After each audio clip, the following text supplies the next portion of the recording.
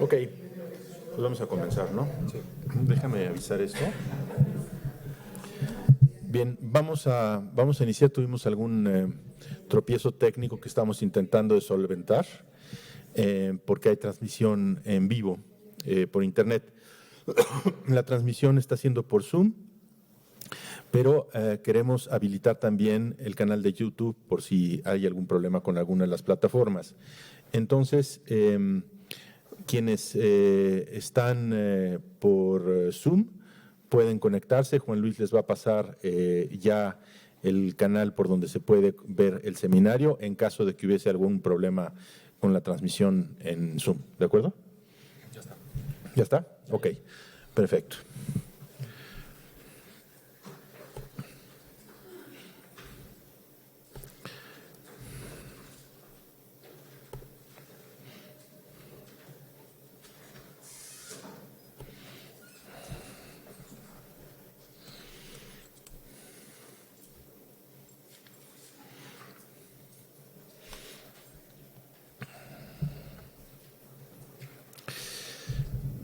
Mi querida Françoise, he aquí un texto que he redactado después de la lectura de nuestro proyecto de reglamento, con el objetivo de que se le añada en el lugar oportuno.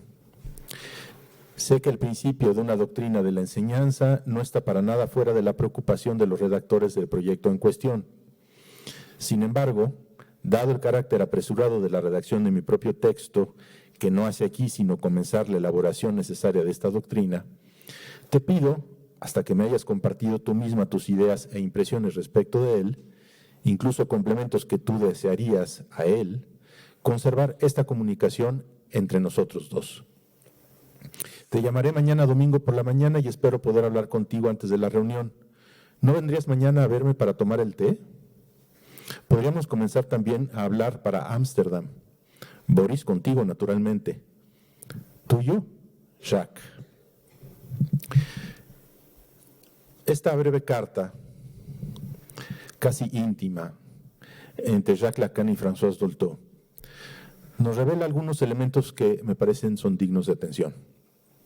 Destaca el hecho de que por tercera vez en 10 años, Lacan está redactando un reglamento relativo a la formación de los psicoanalistas.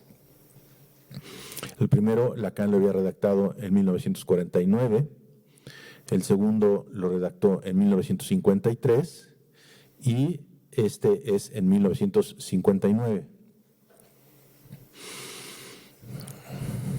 Después, se aprecia también que hay una íntima relación entre ese reglamento y lo que Lacan llama una doctrina de la enseñanza, y que en lo que le envía Dolto apenas habría un indicio de esa tarea. Finalmente, Lacan no quiere dar a conocer lo que está elaborando sin antes hablar con Dolto, a quien considera, ya se ve, una genuina interlocutora. Le habla con gran afecto y desea intercambiar no solo en cuanto a la vida administrativa, sino también respecto de la sexualidad femenina, que es el tema del congreso que tendrá lugar en Ámsterdam. Entre las cartas que Dolto nos ha legado hay varias de Lacan. Yo creo que cada una de ellas requeriría verse en detalle, porque era realmente, como se ve, muy importante y muy cercana la relación que había entre ambos, una relación de colaboración.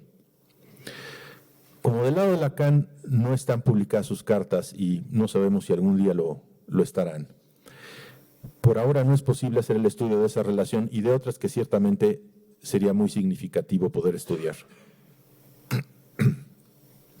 Es una pena porque no hay duda de que muchas cosas importantes surgirían de ahí. Aunque Dolto llegó ligeramente después que Lacan a la Sociedad Psicoanalítica de París, en términos psicoanalíticos muy pronto fueron parte de la misma generación.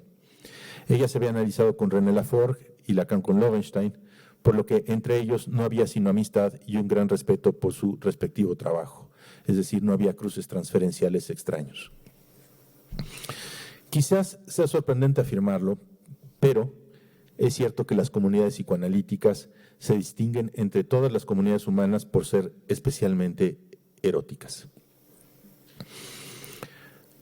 Esto que estoy exponiendo ahora, tuve la oportunidad de plantearlo ayer en el coloquio que la UAM propuso sobre Foucault, y tiene un cierto ángulo que responde a la convocatoria que me hicieron, pero me parecía que justamente podía embonar perfectamente la invitación que me había hecho Raquel aquí presente a participar en el coloquio con lo que yo iba a presentar hoy.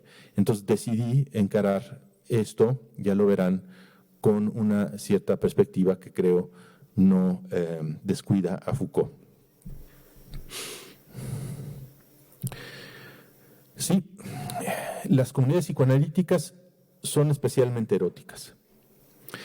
Si los lazos libidinales están presentes en cualquier grupo humano, en las comunidades analíticas eso se potencia en la medida en que suele haber transferencias que están activas, pues dichas comunidades suelen estar constituidas por personas que se analizan con otras personas que pertenecen a la misma comunidad y con quienes quizás también hacen una supervisión o con quienes establecen relaciones que son personales o institucionales.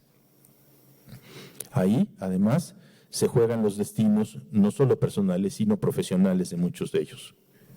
Así, esos lazos eróticos, que son potentísimos, se suman a lo que nunca falta en los grupos humanos: las rivalidades imaginarias, el narcisismo de la pequeña diferencia o las ambiciones de poder, prestigio y dinero, por no mencionar sino algunas de las bellezas que nos caracterizan. Sin embargo, en esas comunidades también puede existir solidaridad, el respeto, la amistad, el deseo de hacer bien las cosas con una causa común, como a mí me parece lo demuestra claramente esa carta. Todos esos rasgos suelen coexistir e intervienen en conflictos intrapersonales como interpersonales, por lo cual los grupos psicoanalíticos son inherentemente explosivos. Y las relaciones en ellos suelen ser realmente complejas en la medida en que las pulsiones están en carne viva. ¿Cómo responder pertinentemente a eso? Freud experimentó esa explosividad cuando tuvo que dejar la presidencia de la Sociedad Psicoanalítica de Viena tras el tumulto que tuvo lugar por la fundación de la IPA. Notemos que después de esa experiencia, Freud jamás tomó la presidencia ni de su sociedad ni de la IPA. A mi entender, uno de los grandes aportes del feminismo del siglo XXI ha sido demostrar cómo el amor romántico esconde relaciones de poder, por lo cual es preciso interrogarlo para que por lo menos esas relaciones sean visibles. De manera inversa, es preciso interrogar la configuración de los grupos analíticos, porque las relaciones de poder suelen dejar en la sombra lo que sucede con las relaciones eróticas que les son inherentes.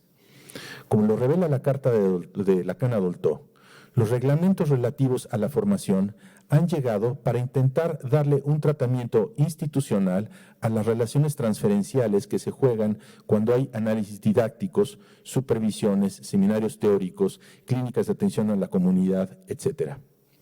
Entonces, si uno quiere comprender cómo cada institución ha intentado modular ese erotismo, es preciso estudiar esos reglamentos, entre otros documentos que, sin ser oficiales, son un registro de esos amores y desamores. Esa es la tarea a la que me he entregado. Es decir, los reglamentos no son solamente una forma de administrar una vida social, es una forma de modular la transferencia, de hacer algo con esas transferencias. Y sin embargo, cuando me doy a la tarea de revisar los documentos históricos que dan cuenta de la vida comunitaria de las instituciones psicoanalíticas, a mí no me deja de sorprender que no haya un planteamiento explícito acerca de lo que eso implica. Lo que sí ha habido, en cambio, son intentos de legislar esas relaciones, por ejemplo, prohibiendo que los analizantes vayan a los seminarios de sus psicoanalistas, pero sin realmente problematizar nada al respecto. Y sin embargo, sería importante hacerlo porque esas relaciones de poder y de saber al interior de una agrupación psicoanalítica son también relaciones eróticas en la medida en que le dan cierto tratamiento al deseo, se lo sepa o no. Cuando Lacan llamó a un retorno a Freud, estaba apelando a un retorno al sentido de la obra freudiana y puso el deseo en primer lugar, tal como Freud lo hizo desde el primer momento de su obra, muy específicamente en la obra fundamental, la interpretación de los sueños. El tema de la formación psicoanalítica pone esta cuestión en el primer plano.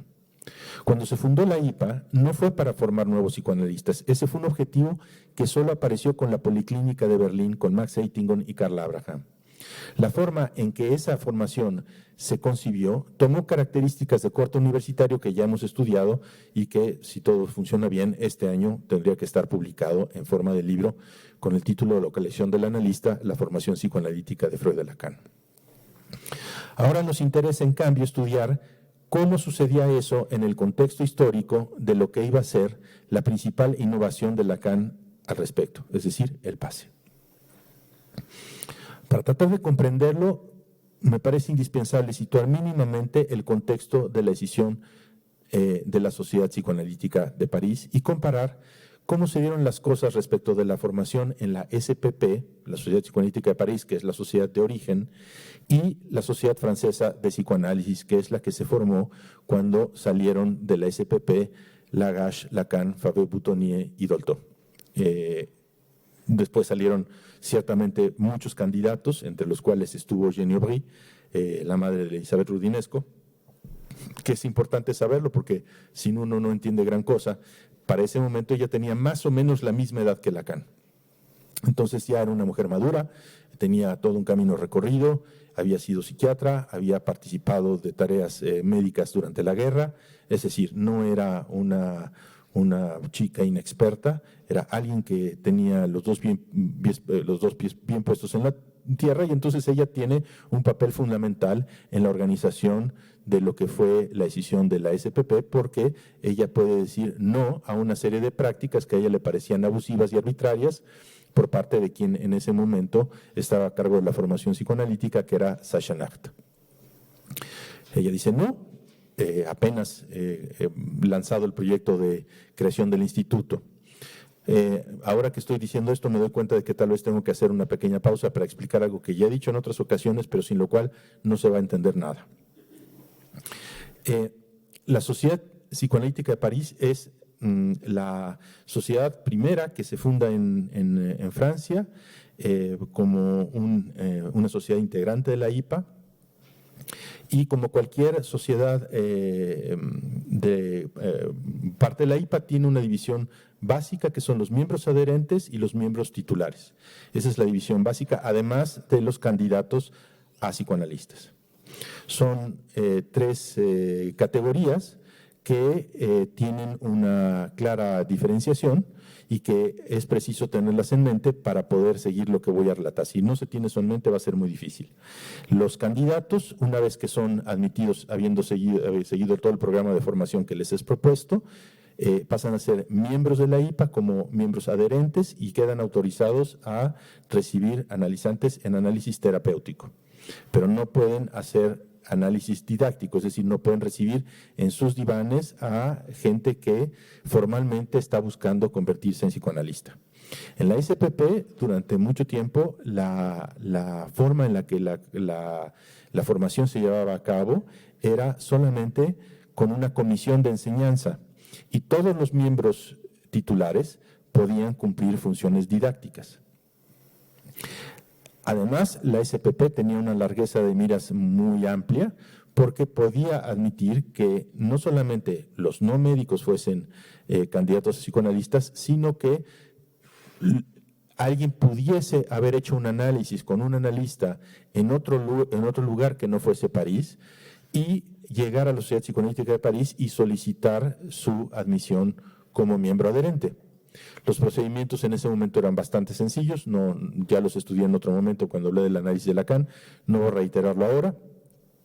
Solamente quiero decir que esto forzosamente era así porque uno de los miembros fundadores de la SPP era Marie Bonaparte, que no era médico y que se analizaba con Freud, que ciertamente no vivía en París. Entonces todo estaba dado para que las cosas funcionaran de una manera muy suelta, muy relajada en ese sentido.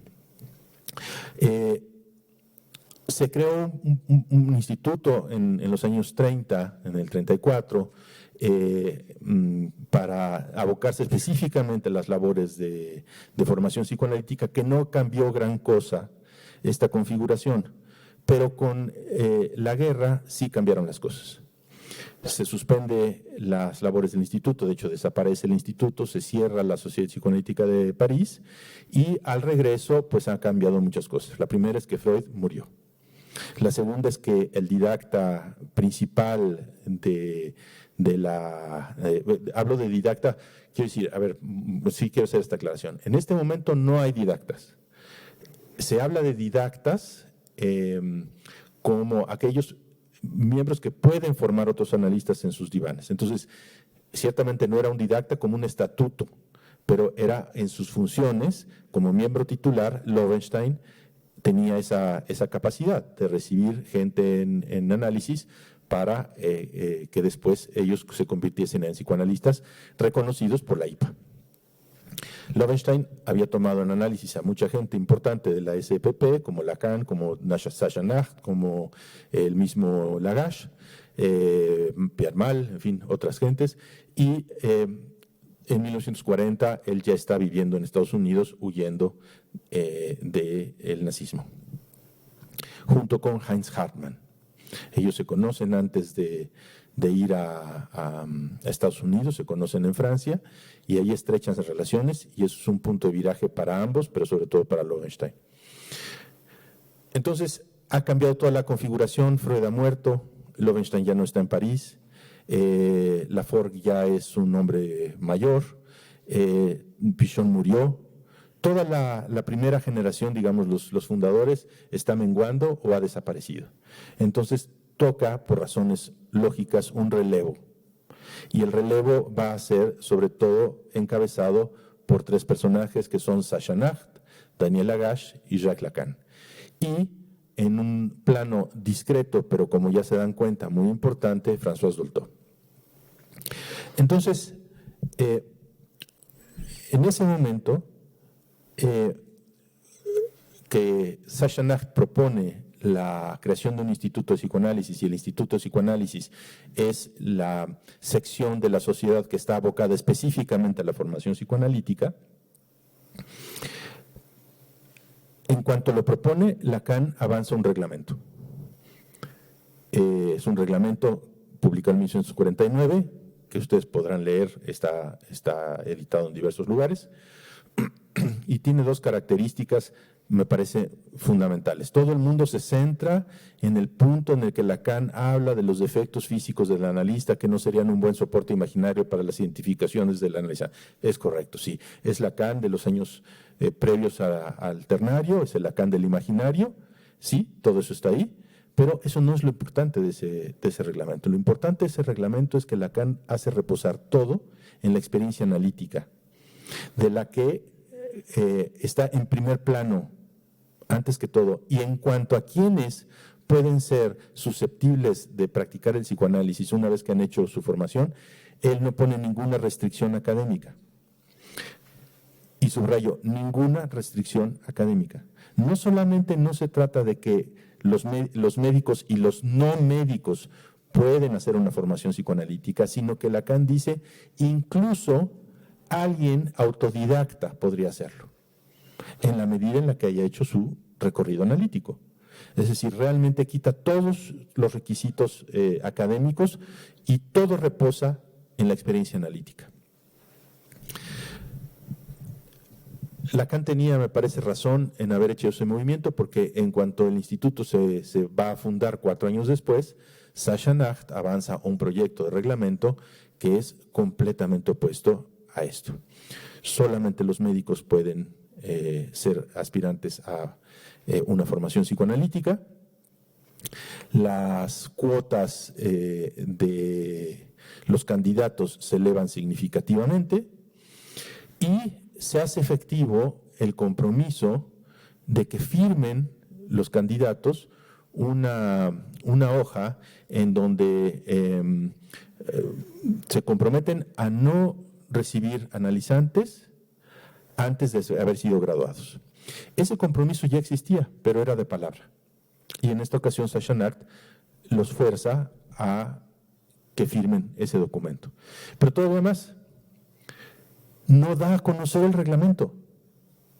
Entonces, dice en reuniones cuáles son las exigencias, pero no publica el reglamento.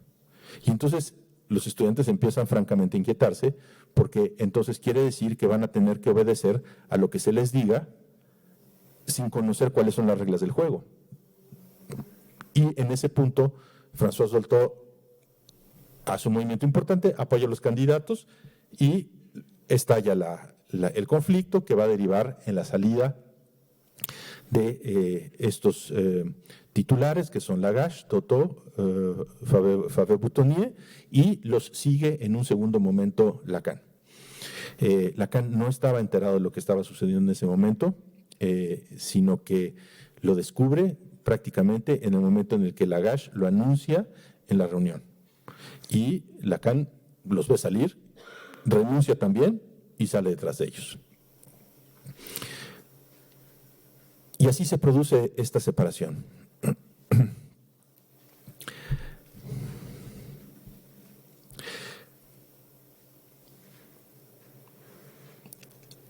En ese momento, Daniel Lagache, en esa reunión, en esa asamblea, anuncia que se va a crear la Sociedad Francesa de Psicoanálisis. Salen de ahí y aparentemente Lacan no está incluido en el festejo. Se van a brindar Dolto, Favre-Boutonnier y Lagache, y están muy contentos de que han fundado una nueva sociedad. Y a partir de ahí, ellos consideran, son dos errores que cometen. Primero, no parecen percatarse con claridad de que al renunciar a la SPP, renuncian ipso facto a la IPA. Eso es lo primero. Segundo, hacen un mal cálculo porque creen que su readmisión va a ser prácticamente automática. Es decir, van a salir y, como solía ser el caso en muchas ocasiones, iban a solicitar su readmisión y la IPA iba a decir, ok, está bien, bueno, se pelearon entre ellos, no pasa nada, vengan para acá. Pues no fue así. No fue así porque de inmediato Marie Bonaparte y Sachsen-Anhalt iniciaron una intensísima campaña de alto nivel para impedir que eso sucediera. Y entonces Marie Bonaparte se dirige con mucha claridad a Heinz Hartmann, que había estado en la Sociedad Psicoanalítica de París, huyendo del nazismo, había estado como invitado ahí un tiempo, le escribe para decirle, esto no puede ser, no se puede readmitir. Luego se dirige a Anna Freud, con quien también tiene un intercambio para evitar específicamente que la readmisión ocurra por lo menos automáticamente. Eso tiene éxito y la readmisión no se hace automáticamente, sino que en el Congreso de Londres, en el cual ya no pueden participar quienes se han ido, porque ya no son miembros de la IPA, se va a decidir la suerte de la SFP. Y lo que se decide es que se va a crear una comisión que va a estudiar si es oportuno o no que sean readmitidos. Entre tanto, evidentemente, la Sociedad Francesa de Psicoanálisis, que no es una sociedad, sino nominalmente, sigue operando con el estatuto de grupo de estudios, que es el estatuto que debe tener una sociedad para poder después del proceso ser admitida como una sociedad componente. Bien, entonces, me interesa mucho que ustedes no olviden que todo esto que estoy relatando, que parece anecdótico y administrativo, es la estructura no solamente legal, sino también de poder,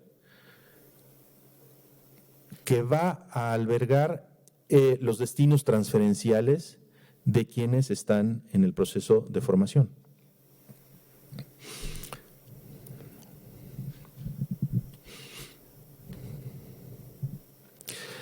Por eso, antes de que se caigan de aburrimiento sus asientos,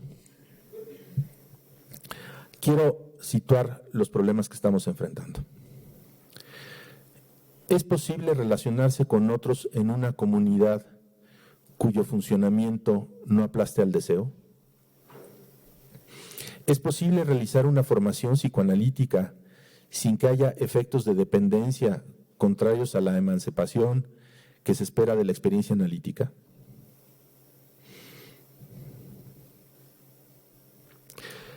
A mí me parece que cualquiera que quiera dedicarse al psicoanálisis no puede obviar estas preguntas.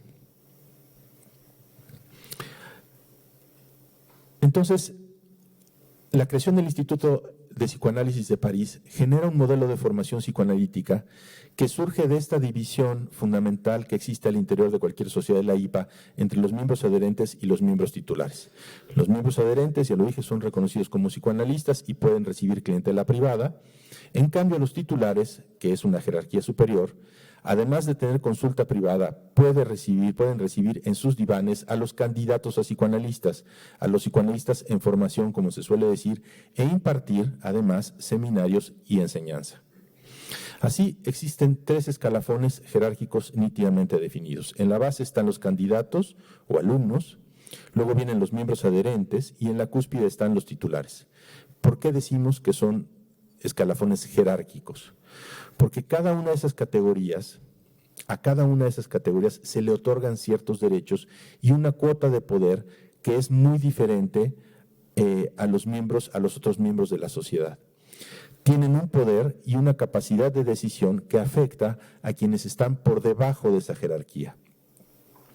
Desde luego, además de estas categorías están las jerarquías administrativas, en donde el presidente tiene un equipo de trabajo y junto al presidente están también los presidentes de honor que junto a los otros titulares, a su vez, forman parte de las diferentes comisiones que toman decisiones.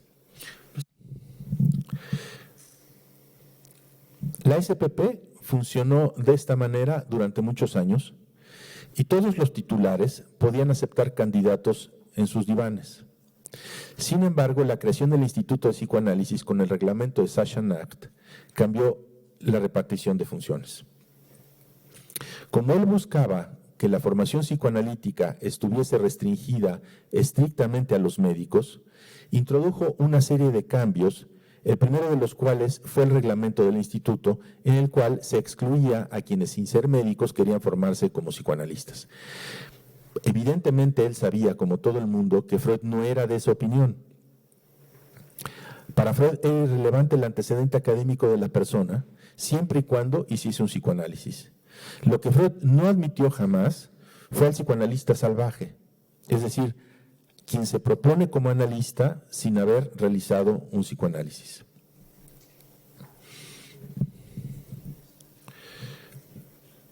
De esta manera, Nacht está presentando un rudo frente de batalla contra quienes no eran médicos. Uno de los flancos que cubrió lo hizo a través de una estratagema legal, mediante la cual, argumentaba él, el psicoanálisis formaría parte de la medicina y afirmaba que el Estado francés podría iniciar batallas legales en contra de la SPP por permitirle a quienes no eran médicos practicar el psicoanálisis, es decir, la medicina. Ahora eso nos parece descocado, pero en ese momento no era posible decirle francamente que no, directamente que no, que su argumento era falso, porque el gobierno francés se había abstenido de pronunciarse al respecto. No tenía una posición clara. De hecho, durante los años 50, en que todo este debate está sucediendo, tenía lugar un juicio en contra de una analista norteamericana que no era médico y que practicaba el psicoanálisis en París. Ese juicio se prolongó varios años, mismo que coincidían con el debate que se estaba dando para el reconocimiento de la SFP por la IPA. Ya dije que la SPP había nacido con Marie Bonaparte, que no era médico, pero que tenía una pasión innegable por el psicoanálisis.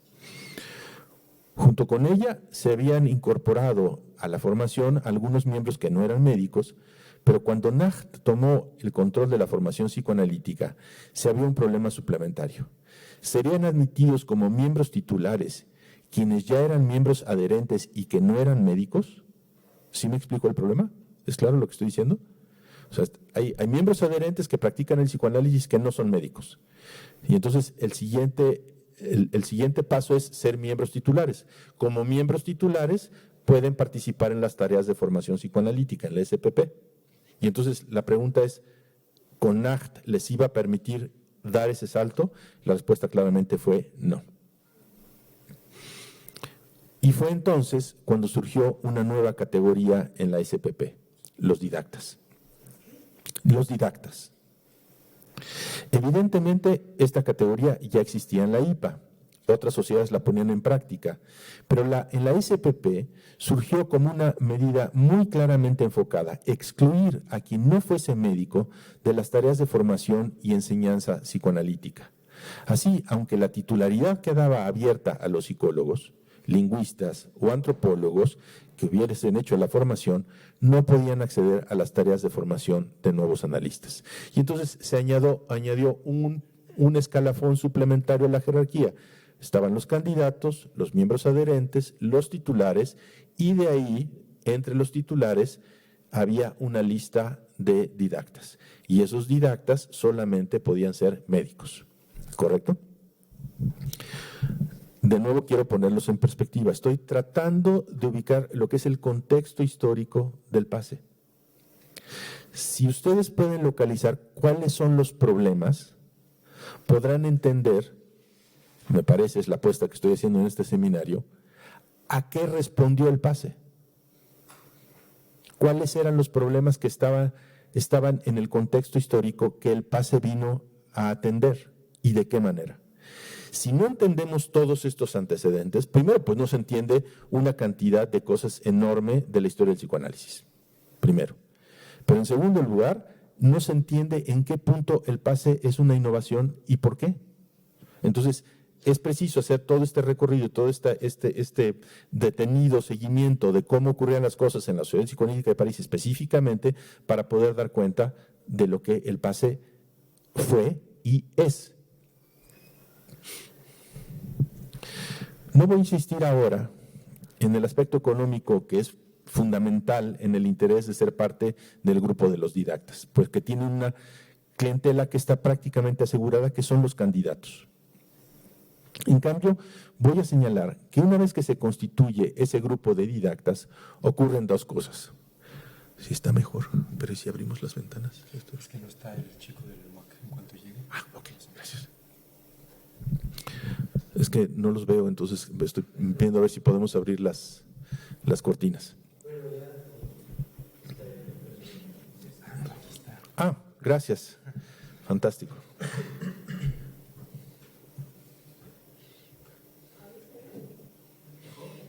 Sí, mejor, pero sería mejor con luz natural, ¿no? Sí, podemos subir las ventanas. Sí, porque me siento un poco como vampiro.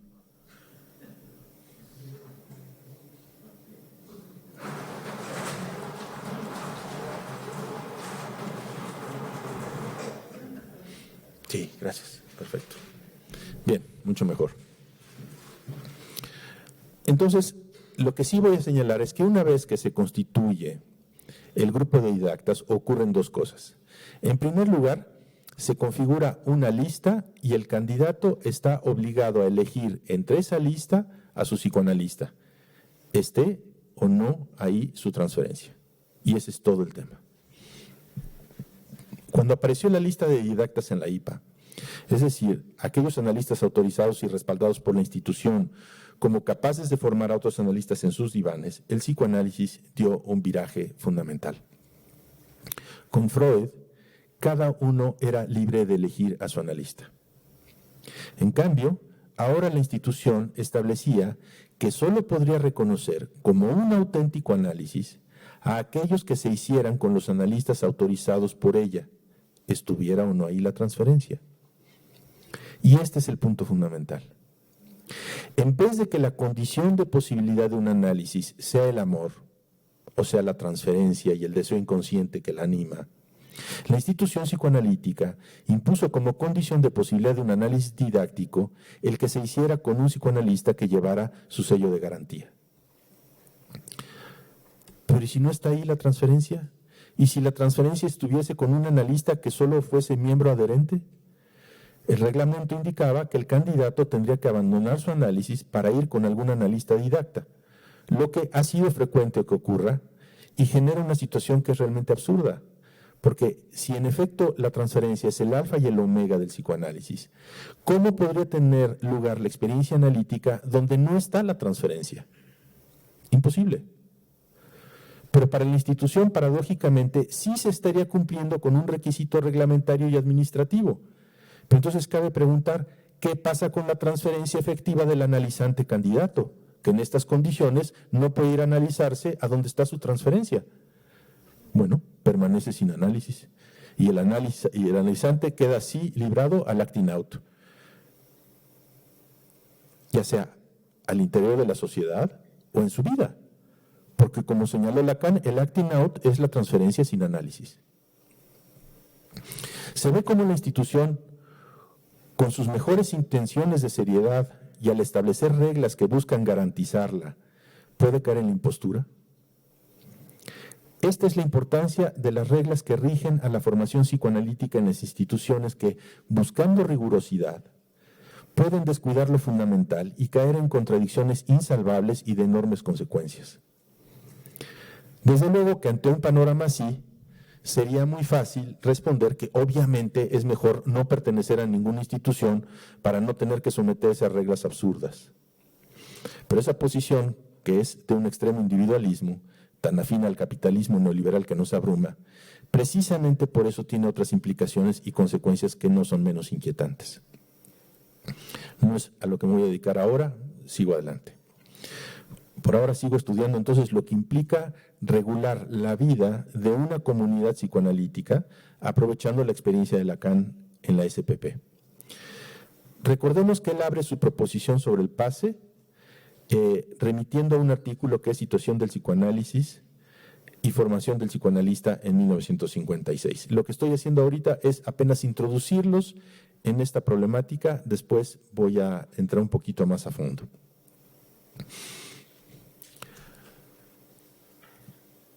Entonces tenemos que el alumno o el candidato debe elegir entre la lista de didactas y lo mismo va a suceder cuando después de un tiempo inicie su práctica bajo supervisión. Otro paso más será el acceso a los seminarios teóricos. Estoy hablando del contexto de la SPP. Vuelvo a hacer una acotación. En la IPA, cada sociedad tiene la autonomía de definir bajo principios generales compartidos variaciones. Yo estoy hablando ahora de la SPP en los años 50. No solamente antes de que Lacan se haya ido, sino después de que Lacan se fue. Entonces, el candidato tiene que elegir entre la lista de didactas y luego después tiene que elegir, cuando inicie su práctica bajo supervisión, entre esa misma lista de didactas y tiene que esperar a que se apruebe su acceso a los seminarios teóricos. ¿Y quién decide que puede dar esos pasos? En la SPP, esas decisiones recaían en las comisiones de enseñanza que a su vez se constituían solamente con didactas. Las comisiones entonces operan como los comités responsables de determinar si el candidato puede o no avanzar a la siguiente etapa de su formación o de su desarrollo profesional.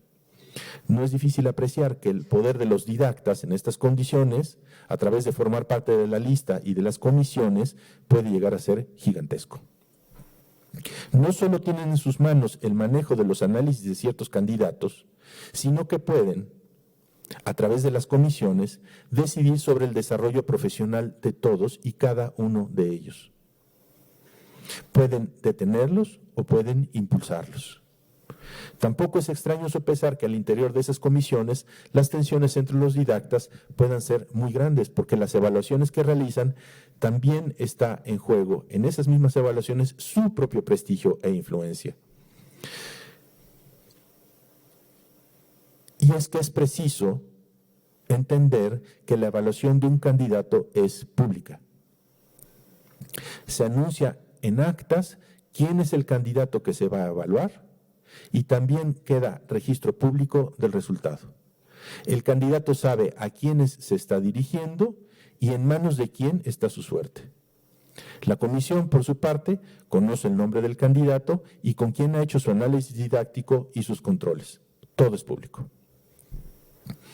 Es preciso entonces imaginar en primera persona lo que sucede para medir los alcances de este breve párrafo que acabo de pronunciar. Imagínense ustedes que un día se toparon con un escrito de Freud y experimentaron eso que yo he vivido, que muchos hemos vivido. En su interior se enciende un fuego y en ese momento saben que desean ser psicoanalistas. Presas de ese incendio, buscan dónde operar esa transformación a manera de que se realice su deseo, porque efectivamente el deseo supera la realidad. Así, acuden ustedes a una institución que, en vez de acoger su deseo, comienza a gestionar su demanda a través de una evaluación que van a realizar 2 didactas. Ahí surge la primera incertidumbre. ¿Soy alguien adecuado o no para ellos? ¿Tengo lo que se requiere o solo soy una montaña de defectos? ¿Lo que yo soy y lo que he hecho es lo correcto para ser admitido? Si ustedes son admitidos, esas dudas se van a reiterar cuando llegue el momento de presentar su demanda para comenzar los estudios formales y su práctica bajo supervisión. Entre tanto, ya han quedado advertidos de que su destino depende de otros. ¿No sería mejor tratar de ajustarse a lo que esperan de ustedes? ¿No es ese un gran aliciente para generar identificaciones con los didactas? Es decir, cuando el molino institucional gestiona el deseo como una demanda, lo que le sigue es un punto de identificación como manera de ser incorporado al grupo. Lo que estoy diciendo no es ninguna ciencia, es algo muy sencillo, es una dinámica muy básica y muy simple que ocurre realmente en cualquier grupo humano. Pero, y esto es lo fundamental, pero, en este caso se trata de una identificación que es promovida por la propia institución, por sus reglas y por su funcionamiento. Eso es algo completamente distinto. Es decir, que ocurre espontáneamente este proceso de yo quiero ser admitido y entonces me voy a identificar con los miembros del grupo para ser admitido, que ocurre espontáneamente, bien. Pero que la institución promueva reglamentos y principios de funcionamiento que impulsen eso es otra historia. Por eso me interesa interrogar los reglamentos y las formas de procedimiento formalmente establecidas. Pero hay que matizar las cosas. No se trata de una identificación con toda la institución, porque los hechos demuestran que en los grupos analíticos siempre hay subgrupos. Esto se debe a que las identificaciones pueden recaer en diferentes personas de la jerarquía. Como de todas maneras forman parte de la élite del grupo, ya están respaldadas oficialmente para ser modelos de identificación, y si además se trata del propio analista, pues el riesgo es mucho mayor. De esta manera, los subgrupos analíticos establecen entre sí tensiones rivalitarias o alianzas amorosas que le dan cobijo a la demanda de tal o cual candidato. Entre tanto, el candidato comienza a seguir una serie de medidas administrativas que son los requisitos formales para ser admitido en el grupo o bien avanzar a la siguiente jerarquía. Debe entonces seguir ciertos cursos que son obligatorios, debe hacer cierto número de controles, ha de cumplir con un cierto número de sesiones de análisis a la semana para llegar a sumar la cantidad mínima exigida en un plazo determinado de años, y cuando alguien es sometido así a una serie de obligaciones, evidentemente surge la pregunta de ¿dónde ha quedado su deseo? Lo que era un fuego, aquel deseo de practicar el análisis a la manera de Freud, se ha transmutado en una búsqueda de pertenecer a un grupo humano a través de un proceso administrativo. En suma, se ha confundido un acto, el acto analítico sostenido por el deseo, con una pertenencia institucional sostenida por una premisa que es falaz. La premisa sería esta: Si perteneces, entonces significa que estás en condiciones de hacer bien las cosas. Le repito, si perteneces, eso significa que estás en condiciones de hacer bien las cosas. Desde luego la respuesta obvia y lógica es, no, es al revés, es al revés. Llegas a pertenecer porque estás en condiciones de hacer bien las cosas. ¿Se ve la diferencia que estoy tratando de plantear? Sin embargo, hay una objeción. Y es que este sistema es un sistema de cooptación. ¿Y qué significa cooptar? Es una forma de llenar las vacantes que se producen en el seno de una corporación mediante el voto de sus integrantes, de los integrantes de la misma corporación. El problema que se presenta para el psicoanálisis, y es muy delicado, es que cuando existe la cooptación, desde luego, ninguna corporación va a integrar a nuevos elementos que la cuestionen en sus capacidades, en su autoridad, o que pongan en peligro su unidad y su hegemonía. Por eso la cooptación, y más si es pública, es nefasta para el psicoanálisis, porque es un sistema que garantiza la reproducción de lo mismo, la eternización de las élites y, en suma, un sistema de poder y de saber estabilizados. Y en esas condiciones, ¿qué pasa con el deseo de quien un día soñó con hacer psicoanálisis? Debe ajustarse a la corporación a la que está demandando integrarse. En suma, pasa a un segundo o tercer plano de importancia, sin lo cual no podría avanzar.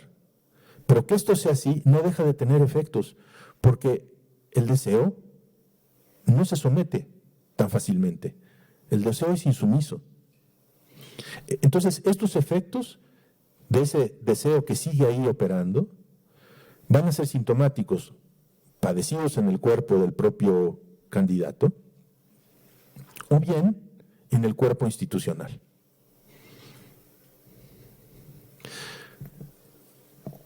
Porque al confundirse la función del analista con un lugar en la institución, puede ocurrir que el deseo de hacer psicoanálisis se mude en deseo de sumar poder institucional.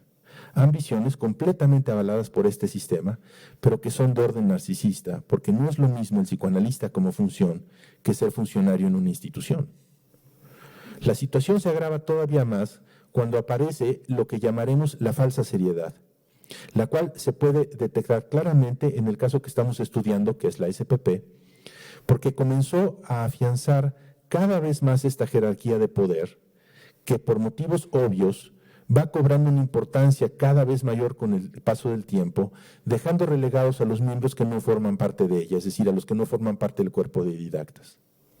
Con lo cual, también crecen las tensiones al interior de los miembros. A la vez, se infla su importancia ante los aspirantes a psicoanalistas, pues su dependencia de los didactas y de las comisiones es total. Sin embargo, en ningún lado se producía una reflexión que interrogara la pertinencia de este modelo, ni tampoco qué es lo que éste produce en un nuevo psicoanalista. Se trató de una maquinaria que se echó a andar sin preguntas ni teorización que la sustentaran. Durante 10 años, entre 1953 y 1963, nunca la Sociedad Psicoanalítica de París se detuvo a interrogar su propio procedimiento de formación de psicoanalistas, con lo cual cobró pleno sentido la noción de formación, que es una expresión militar. Cuando se trata de la formación, se exige orden, seguir indicaciones, uniformidad. Los deseos particulares no tienen ningún lugar, pues si alguien difiere y no se alinea, rompe con la formación. Se alcanza a medir ahora la paradoja de la expresión formación psicoanalítica. Es un oxímoron. Se trata de algo que excluye el reconocimiento de los deseos particulares, ni más ni menos. A falta de estas preguntas que constituirían la verdadera seriedad de una agrupación psicoanalítica, encarar estas preguntas.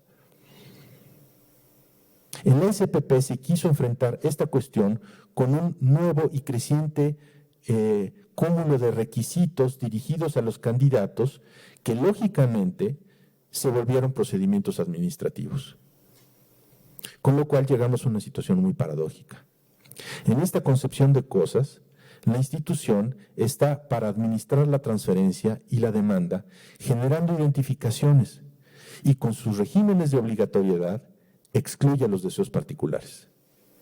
Es por esto que a mí me parece fundamental estudiar los reglamentos y los documentos en donde los principios quedan asentados, porque empiezan a tener consecuencias en lo que verdaderamente importa al legislar sobre el registro del poder y del saber, afectan a la subjetividad. Y ese es el registro que nos interesa. Esto es lo que ahora, como preámbulo del seminario, realmente es un preámbulo del seminario que ya yo voy a presentar. Entonces ahora les propongo que procedamos como hemos hecho en las ocasiones anteriores, con pequeñas mesas de discusión, para que después podamos tener un intercambio acerca de lo que presenté. ¿Les parece bien?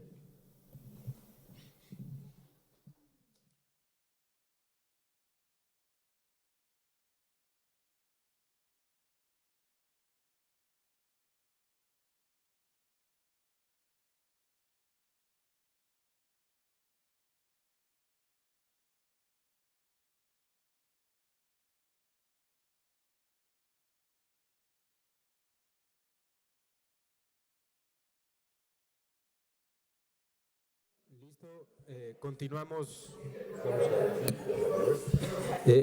con la discusión. Entonces, pues damos la palabra al público para que nos compartan un poco de lo que han discutido en los grupos.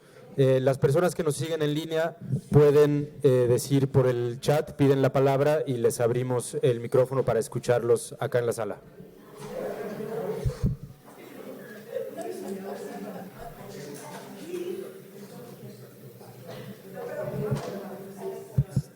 Sí.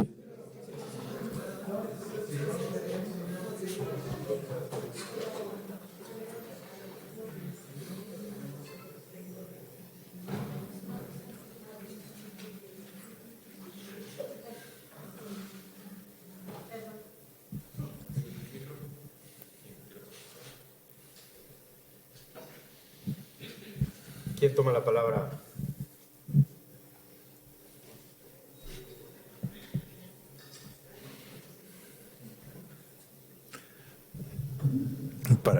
Los vi discutir realmente muy animados, no me digan que no tienen nada que decir, o sea.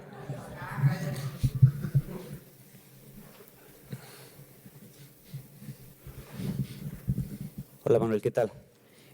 Ahorita estábamos discutiendo un punto que escuchamos cosas distintas, a ver si nos puedes un poquito extender esto. Hablabas de aquellos analistas de información que dicen, bueno, de estar en esto de las reglas absurdas, entonces pues mejor mi caminito, ¿no? Y algo hablabas con respecto al modelo del neoliberalismo y el capitalismo. ¿Nos puedes un poquito hablar más de eso para ver cómo lo pensaste? A ver, lo que trataba de decir es que quien escucha todo este relato el día de hoy y que además puede haber tenido algún desencuentro con instituciones, puede fácilmente decirse a sí mismo que es absurdo pertenecer a ninguna institución y plegarse a reglas con las que no está de acuerdo.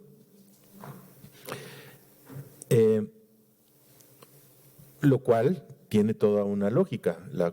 Todo lo que estoy tratando de plantear es si hay, además de esto, otras maneras de hacer comunidad. Pero quien no las encuentra puede plantearse que lo mejor es estar solo. Pero me parece que en esas condiciones no cae en la cuenta de que eso tiene una contraparte. Primero, que es que queda aislado, librado sus propios esfuerzos, sin una contraparte crítica, sin una interlocución, sobre puntos que son muy delicados. Es decir, la práctica del psicoanálisis es una práctica que toca asuntos muy delicados. Entonces, abordarlos no puede ser de cualquier manera, para lo cual hay que sostener una interrogación sobre la manera pertinente de hacerlo. Es decir, hablar en público o no de los casos que uno conduce. Eso no es una decisión sencilla, ni es una decisión que se pueda resolver acerca de ella con un criterio deontológico médico. No es un tema de exclusiva privacidad en el sentido moral del término. Es decir, a partir de que uno se plantea ciertos problemas y los puede compartir con otros, es posible afinar posiciones. Si uno no tiene con quién dialogar, tal vez haya problemas que ni siquiera se percate de que existen. A ver, alguien decide que va, como hizo Freud, a hablar en público de un analizante y le va a cambiar el nombre. Le pidió su permiso y va a cambiar el nombre. Fantástico, bien. Ahora todos sabemos quién es Dora, ahora todos sabemos quién es el hombre de los lobos, ahora todos sabemos quiénes son cada uno de los pacientes de Freud. Y podemos escarbar en todos los registros más íntimos de cada uno de ellos. Pero además, ¿qué implicaciones tiene hacer pasar la historia de alguien al público en el registro transferencial? ¿Qué implicaciones tiene cambiarle de nombre desde el lugar del analista al analizante? ¿Me explicó? ¿Qué implicaciones tiene que el analista aparezca públicamente, por poco que sea su intención, luciéndose con lo que ha sucedido en la vida y en el análisis de un analizante? ¿Sí? ¿Me explico? Es decir, si uno, es un caso nada más, quiero decir, es nada más uno de los temas que pueden surgir, y que si uno no tiene una comunidad con la cual compartir estas problemáticas, uno avanza con una ingenuidad que es la del chivo en cristalería, la que va tropezando por todos lados cosas que son muy delicadas. Y lo que acaba siendo sacrificado, es decir, alguien puede ganar su libertad, pero puede perder el psicoanálisis. Gracias. Y además, quedar sometido a la lógica del mercado, porque no tiene una comunidad con la cual operar de otra manera. Entonces, en tanto individuo, va a operar como individuo, es decir,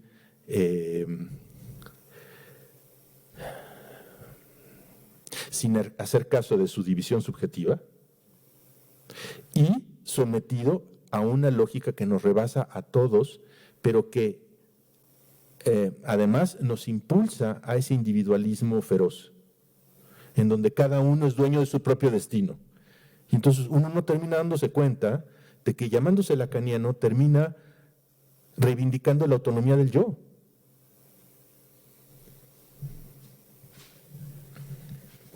Le pasan el micrófono a León, por favor. Gracias. Sí, Sí se oye.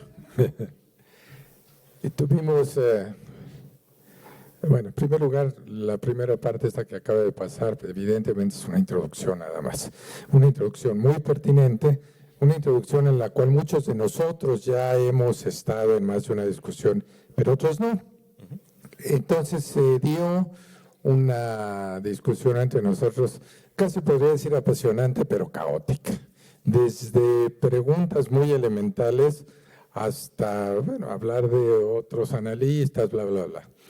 Pero a mí me parece que hay algo que sí hay que resaltar, que tú dijiste en la reunión última del seminario de los conceptos fundamentales del psicoanálisis, y que hoy no ha salido, que es el hecho de que muchas de estas personas que están metidas en esta bola de conflictos, en esta dinámica, más bien, son gente, muchos de ellos que no se analizaron. Tú dijiste particularmente la vez pasada que Sasha Nash, que está a la cabeza de todo este asunto del que estás relatando, no se analizó. No. Hans Sachs. Ah, sí. Hans Sachs. Ah, ok. Sasha Nash, claro que se analizó. Ah, ok. Sí, se analizó con Loewenstein, se analizó luego con Freud una pequeña temporada, y luego hizo una tercera etapa de análisis con alguien que ahora se me escapa, ya me voy a acordar, pero no, sí, Nacht, claro que se analizó.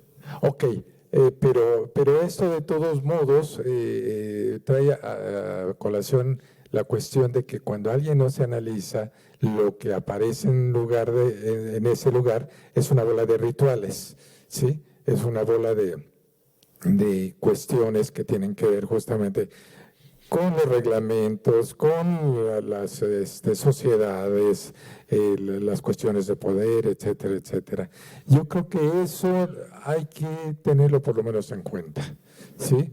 O sea, estamos en un periodo del psicoanálisis donde, como tú lo acabas de decir, acaba de morir Freud, y entonces, ¿qué se hace después de que muere la palabra del padre? Perdón que lo diga de esta manera, quién sabe si sea cierto, pero ¿qué se hace después de eso? ¿Qué se hace con los de la primera generación que todavía están, si es que hay alguno, los de la segunda que empiezan a traicionar a Freud, etcétera? Y yo creo que eso tiene que ver con esto que ahorita estamos viendo, antes que otra cosa.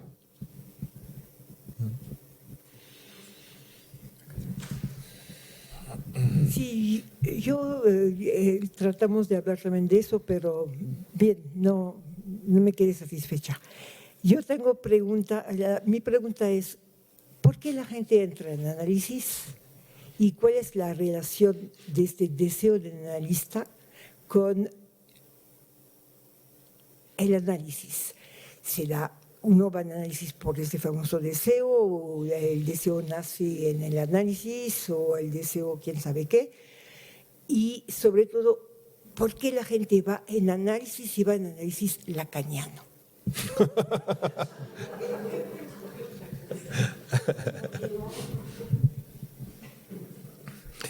A ver, voy a tratar de acotar la pregunta porque nos podríamos echar un seminario entero sobre lo que has preguntado. Voy a tratar de acotarlo. En este caso, en lo que estamos trabajando acá, quienes van a análisis van porque están buscando convertirse en psicoanalistas. Punto número uno. A ver, necesitamos el micrófono porque si no la gente de allá no oye. Digamos que entonces, para achicar mi pregunta, partes de los casos de la gente que entra en análisis porque quieren ser analista. Sí. Ok, ya. Sí. Entonces, eso sí, por lo menos. ¿Eso ayuda? Claro. Ok. Sí, claro que me ayuda. Listo. Ahora, si tú me preguntas por qué yo creo que la gente se analiza, porque hay algo de su vida con lo que ya no están pudiendo, porque hay algo de su vida que ya no están pudiendo manejar, o su vida misma. Y ya intentaron.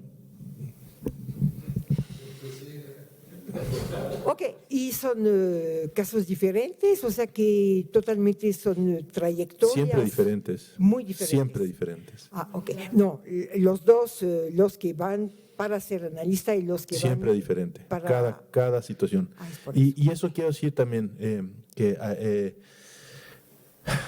esto que estoy tratando de hacer, para mí, es un estudio de caso. Es decir, el psicoanálisis es un asunto de caso. Para mí esto es un caso, en la medida en la que se trata, el tema es el tratamiento que recibe la transferencia. Eso es lo que caracteriza un caso. ¿Qué tratamiento recibe la transferencia? Y lo que estoy tratando de hacer es situar exactamente eso en el registro de la vida comunitaria, cómo las comunidades analíticas tratan o maltratan a la transferencia. Y el caso es la SPP y la SFP, ¿ok?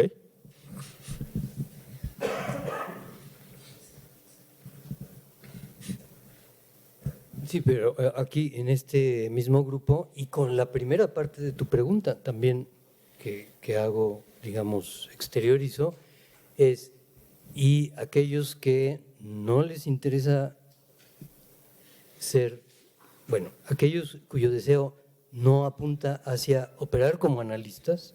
Tú preguntabas, bueno, y si yo no quiero ser psicoanalista, ¿qué con el final del cuándo? ¿Qué pasa con ese final? ¿Es distinto a otro o es distinto al que sí desea operar como analista? Entonces tu pregunta creo que es importante, quería exteriorizarla.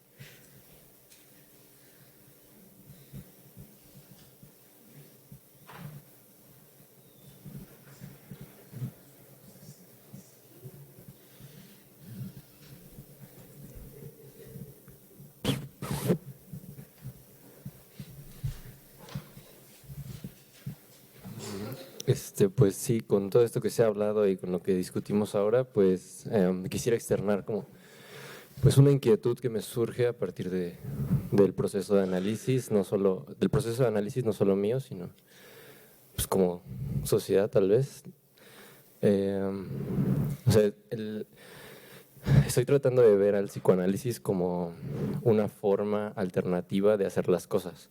O sea, como poder no solo hacer la vida, sino, pues, como lo comentaba, cuestionar la vida. O sea, y a su vez conocer la vida. O sea, no solo, o sea, porque yo muchas veces no soy consciente de lo que hago hasta que alguien me lo dice.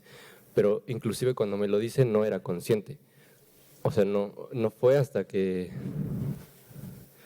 mi analista me lo dijo y otras personas que ahora considero como analistas tal vez, porque me dicen cosas que no veo y que no percibo en ese momento, pero también veo al psicoanálisis como una alternativa ante todo este sistema de producción que es capitalista, que es neoliberalista, o sea, que es como precisamente aislarte y que con eso se solucionen las cosas, pues me parece que no, o sea, me parece que es con la misma comunidad y tratar de encontrar espacios en los que este psicoanálisis pueda servir también.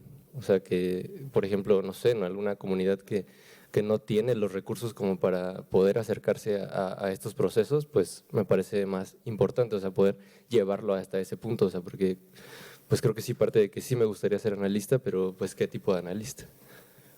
Es una pregunta importante, claro, una pregunta importante.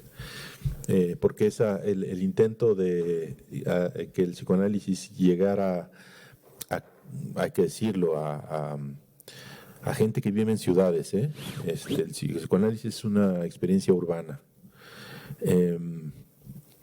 Desposeída sí se ha hecho. Justo ahora voy a hablar un poquitito acerca de esto. Pero, por ejemplo, en Berlín se fundó la Policlínica de Berlín para dar atención en el 1917. Freud lanza un llamado que es atendido por Eitingon y Abraham para fundar una clínica que diese atención psicoanalítica a gente sin recursos. Y bueno, eso también tiene ciertas implicaciones que son interesantes, pero sí, la pregunta es importante, claro.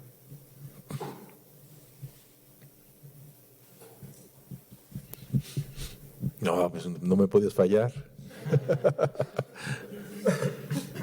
Bueno, pensaba justamente un poco en esto que dice León como una introducción y también por eso quería esperarme, ubicando el contexto de los 50. Pensaba yo justamente que en ese entonces, esto que dice, ¿qué estaba sucediendo? Que favoreció que se diera este tipo de reglamentación, ¿no? Eso me parece importante, no para desdeñarlo, sino para dar cuenta de por qué se hicieron de una manera o de otra las cosas. Totalmente. Que eso haya devenido en ciertas prácticas perversas, etcétera, etcétera, sí, ¿no? Y que en otro momento también haya resultado un buen análisis, o bueno, también, pues nada es garantía. Quitarle lo humano a los grupos me parece que es caer en un extremo, ¿no? Que me parece que tú lo recuperas en el hecho de decir que cada vez hay que preguntarse, hay que estarse cuestionando por qué están sucediendo las cosas como están sucediendo, por qué siguen como siguen, desde dónde se está actuando. Creo que, en esta parte de la introducción yo querría decir más bien esto, ¿no? Contextualizar y dar cuenta de que algo sucedió para hacerlo así. Hoy día, bueno, podríamos estar de acuerdo o no estar de acuerdo después de casi 100, bueno, pongamos 70 años de este momento que estás mencionando, de dar cuenta de los cuestionamientos que se ha hecho con esas interrogaciones, ¿no? Sí. Sí, al respecto quiero decir que estoy siguiendo un libro que en todo esto me ha sido realmente muy, muy útil, que es el libro de Alain de Mijola, el que hace sobre Es una historia del psicoanálisis en Francia en 3 volúmenes muy copiosos. Y es un libro, hablo de un libro aunque son 3 volúmenes, son 3 volúmenes de 700 páginas uno, 400 otro y 800 el otro.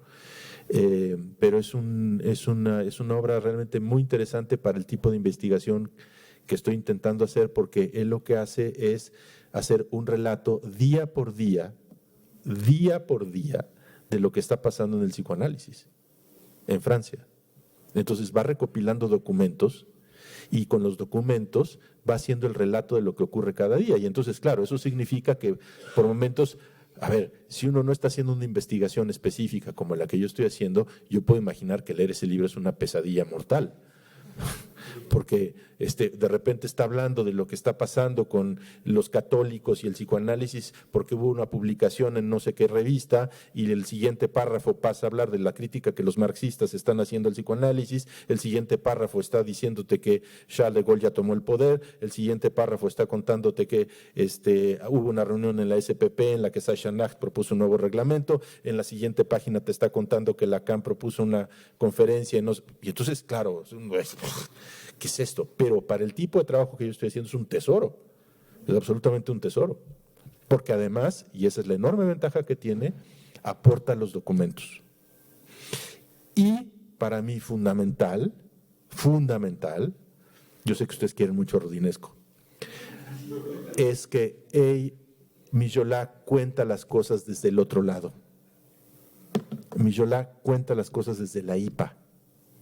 Entonces es muy interesante.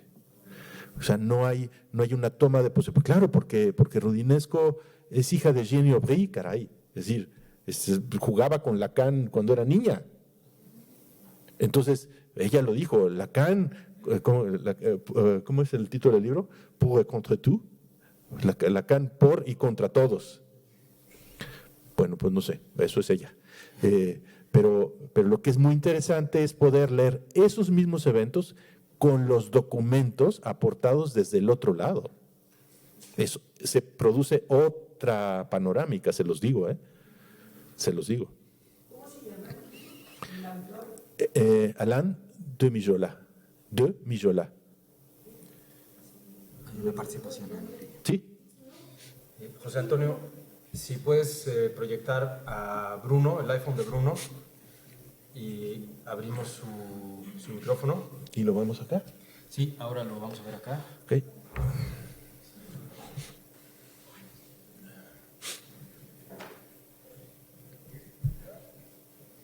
Creo que ya te escuchamos.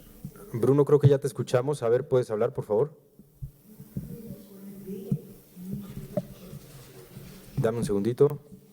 A ver, Bruno.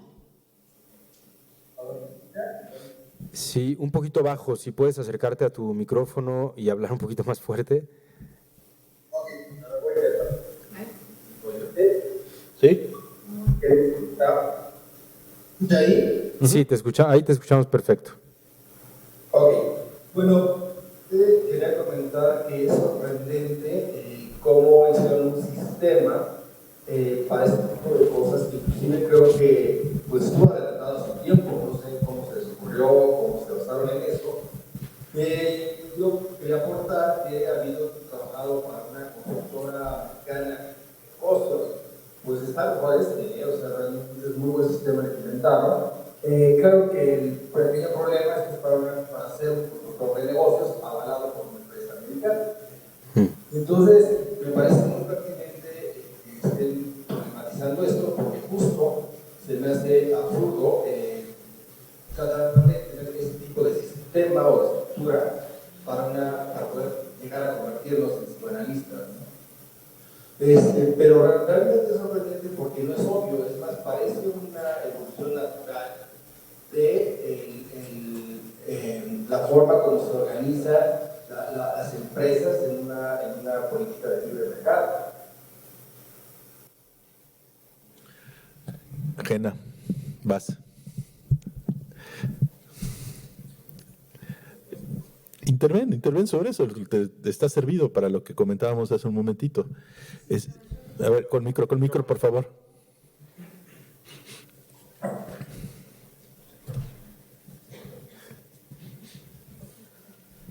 Sí, hola. Sí, yo lo que planteaba hace rato, que toda esta manera de organizarse de los distintos tipos de asociaciones, sociedades, están totalmente correlativas con el sistema en el momento político y económico de donde se produce, ¿no? Y lo que planteaba era cómo los didactas, de alguna manera, lo que defendían era el mercado de pacientes. Porque, o sea, la categoría de arriba, cualquiera sea de donde se haya, en esas épocas, haya surgido la asociación psicoanalítica que dependían de la IPA, aquí estamos hablando de la francesa, defendían su mercado. O sea, eran quienes disponían de la cantidad de analizantes que iban a tener. Entonces, digamos, había mucho interés de poner muchos escalones hasta que llegaran a ser didactas, y no cualquiera era didacta. Existía también la correlación del amiguismo, de quién fue el analista, digamos, pero lo que más me preocupa a mí de todo esto es que se repite hoy en distintas escuelas de psicoanálisis, asociaciones, grupos. Realmente es lo que más me preocupa. ¿Qué nos deja de enseñanza todo eso? Que tiene una actualidad hoy, incluso en las escuelas lacanianas, ¿no? O las llamadas lacanianas. Nada más.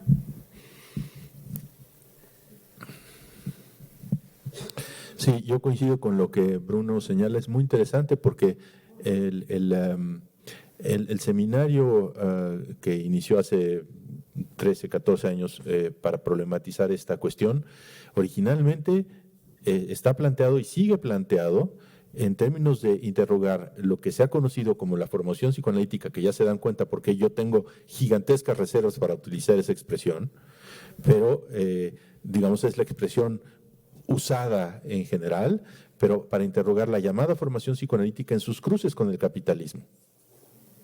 Es indispensable hacer ese cruce. Lo que Bruno hace notar es eso, es cómo lo que sucedió en el Instituto de Berlín ha sido también descrito así, es si de repente se crea una formación psicoanalítica que es una especie de mixtura entre una moderna empresa alemana y una universidad alemana. Entonces, claro, pero es lógico, es decir, y Jones lo dijo con mucha claridad, Eitingon vino a dar respuestas antes de formular las preguntas. Entonces, estamos 100 años después, les hago notar, el año que entra se cumplen 100 años de la fundación del Instituto de Berlín, 100 años después, preguntándonos cosas que no se preguntaron en su momento.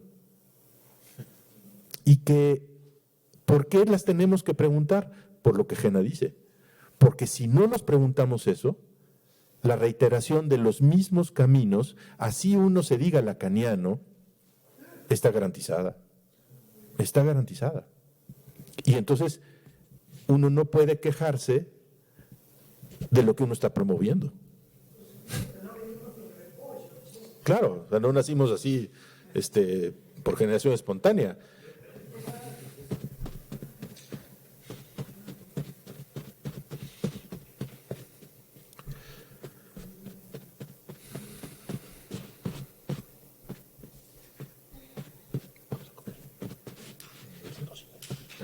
¿Sí? Si no hay nada más. Bueno, vamos a comer entonces, tomamos una hora, hora y media. A las 4 volvemos.